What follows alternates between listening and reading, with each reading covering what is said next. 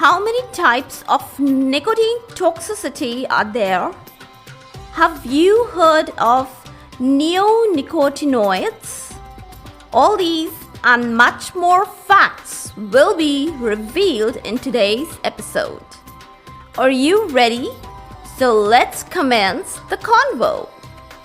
Welcome all to IS PHARMACOLOGY Podcast. I'm your host, Dr. Radhika Vijay, MBBS MD Pharmacology, and this is the audio hub to get the best simplified basic tips, strategies, methods, and lots of ideas to learn better, understand better, and make your concepts crystal clear. If you really find, and if there's a question hovering in your minds, is pharmacology difficult? Lend me your ears for a while and let in the magic of knowledge. Well, don't take me wrong. I'm sure you never realized the importance of nicotine so much till date. Right? Now, it's the third episode and I'm still lingering to it. But no worries, this talk is as fresh as a flower fragrance. And I bet you, it'll leave you with gains in your hands. Actually, it's a very long discussion and I've already told you about two main receptors of nicotine, the capital N-M receptor and the capital N-N receptor. That gives us two directions, nicotine effect on the neuromuscular junction, while the other one is the ganglionic stimulation via nicotine. And guess what? I have a pretty decent desirable reason to discuss the neuromuscular transmission later with the sibling drugs, as it's a nouveau unique topic. Got it? Now my goal of the day is to throw ample light on the ganglionic stimulation via the capital N-N receptor by nicotine. Such drugs acting on the capital N-N receptor, they are categorized dually. The group 1, they comprise of the similar drugs, namely lobeline, you remember? Then we have tetramethyl ammonium and dimethyl phenylpiperazinium. Now nicotine is the focus of the study. Why? Due to its toxicity and its presence in tobacco. As far as the mechanisms are concerned, it enhances the heart rate by stimulation of the sympathetic ganglia and also by causing parasympathetic ganglia paresis or paralysis. And it's vice versa. I mean to say, the depression of the sympathetic ganglia and the stimulation of the parasympathetic ganglia decrease the heart rate. You see, they are opposites. Now, in the periphery, it exhibits biphasic response on adrenal medulla. How? If given in small doses or small quantity, it enhances the release of catecholamines, while inhibits the release of catecholamines if there occurs stimulation of the splanchnic nerve. That's one aspect in the periphery. Let's talk about another aspect, that is, what about its role in central nervous system? It markedly stimulates the central nervous system. Generally, convulsions, they are seen at the poisonous doses. High degree of stimulation is followed by depression, yes, and the death may occur due to respiratory failure. Now, nicotine does cause vomiting and pleasure actions. They are all a result of the release of dopamine and other related biogenic amines. Next, let's get to know the phenomena of tolerance and dependence producing effects of nicotine. Now, when long-term exposure of nicotine occurs, I mean to say chronic exposure, then there is enhanced number of density of the receptors, and the chronic exposure of nicotine also enhances the half-life of the nicotinic receptors on the cell surface. The chronic effects, they are associated to smoking. Now, long time back, it was a preferred insecticide, but in today's era, Neonicotinoids, they are used instead, which are synthesized to partially resemble nicotine. You got the whole idea? Now, their use is little controversial and some have been actually banned too in around 2013, that is 2013, for a period of 2 years or so. It's the perfect time to talk about the toxicity. I mean to say both acute toxicity and the chronic toxicity of nicotine. How it occurs, what causes it, all questions gonna be answered just now. Lethal dose of nicotine is accounted to be around 40 milligram. That is equivalent to 1 drop of the pure liquid state of nicotine.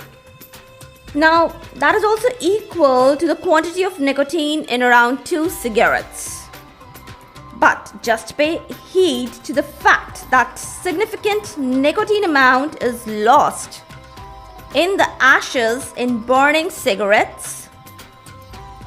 Acute poisoning is a result of accidental ingestion of nicotine insecticides or tobacco, generally by small kids.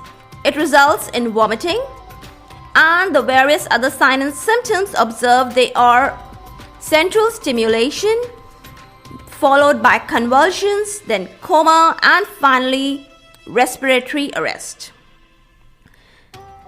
The second type of signs and symptoms are the depolarization of the skeletal muscles, finally leading to the block of the depolarization and respiratory paralysis. And the third type, the cardiac effects seen, they are cardiac arrhythmias, can be precipitated, and there is enhanced blood pressure. Now, management of acute toxicity is up to great extent symptomatic and supportive. Let's talk about the specific agents. Atropine counteracts the muscarinic exaggeration. Anticonvulsants, well, the best one is the diazepam to talk about. To be very specific, it can counteract the convulsions, that is central overstimulation. Then mechanical airway support can help to counteract the neuromuscular block.